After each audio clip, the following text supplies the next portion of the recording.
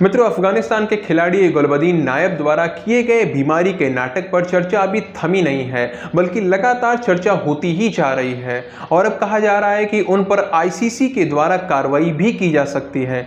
25 जून को अफगानिस्तान और बांग्लादेश के बीच खेले गए सुपर 8 के आखिरी मुकाबले में गुलबदीन नायब ने हैमस्ट्रिंग में दर्द की बात बोलकर मैच रुकवा दिया था, ताकि बारिश के कारण यदि मैच रद्द भी हो जाए तो भी डकवर्थ लुईस नियम के तहत अफगानिस्तान को ही लाभ हो और वो विजेता बन जाए। अब उन्होंने तो ये नहीं बोला कि वो बीमारी का नाटक कर रहे हैं, लेकिन जिस तरह से वो कुछ ही पलों में ठीक होकर मैच में वापस आ गए, बॉलिंग की, विकेट्स भी निकाले, जिस तरह से उनके कोच जोनाथन ट्रॉट उनकी ओर इशारा कर रहे थे, ये सब देखकर यही लगता है कि हाँ, ये एक नाटक था और लगातार इसी पर चर्चा होती जा रही है। ऐसे में यदि आईसीसी इस बात का संज्ञान ले लेता है तो फिर गुलबदीन नायब पर कड़ी कार्रवाई की जा सकती है।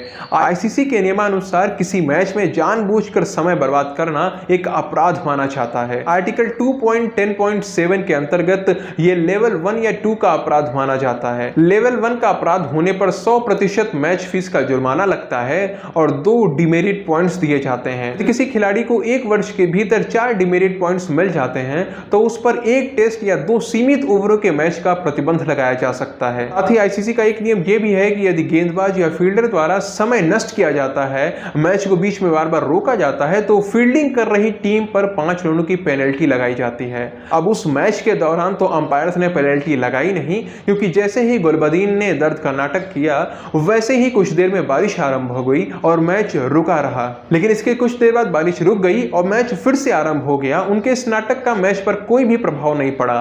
लेकिन प्रभाव पड़ा हो या ना पड़ा हो, पर लगातार चर्चा इसी बात पर हो रही है। लोग इसे बेईमानी बता रहे हैं। हालांकि कई लोग ऐसे भी हैं जो इसे हल्की फुल्की मस्ती का नाम दे रहे हैं। विवाद को बढ़ता हुआ देखकर भारतीय क्रिकेटर रविचंद्रन अश्विन ने गुलबदीन नायब का साथ दिया और उन्होंने कहा कि उसने जो भी किया अपने देश को जिताने के लिए किया, उसे विश्व कप में पहुंचाने के लिए किया। इसमें कुछ भी गलत नहीं है। अब प्रश्न यह है कि इस तर्क के आधार पर देखें तो सभी को छूट मिल जाती है कुछ ना कुछ करने की। कोई बॉल टेम्परिंग करना शुरू कर देगा, कोई फेक अपील करना शुरू कर देगा, कोई फेक कैचेस पकड़ने लगेगा, कोई अंपायर से झगड़ा करने लगेगा। यहां पर तो असीमित संभावनाएं हैं। अपने देश को सभी जिताना चाहते हैं, सभी चाहते हैं उनका देश आगे बढ़ता जाए, विश्व कप के फाइनल में पहुंचे, विश्व कप जीते। तो लोग अपने देश को जिताने के लिए कुछ भी करेंगे। हाँ, मैं ये मानता हूं कि अफगानिस्तान और बांग्लादेश का जो मैच था उसमें अफगानिस्तान अपनी मेहनत के बल पर जीता, लेकिन गुलबदीन ने जो किया वो गलत था। इसे छिपाया नहीं जा सकता और किसी को भी इस तरह के कार्य करने की छूट नहीं होनी चाहिए, फिर वो चाहे कोई भी हो, छोटी टीम का खिलाड़ी हो या फिर बड़ी टीम का खिलाड़ी हो। खेल की मर्यादा बनाए रखना सभी का उत्तरदायित्व है।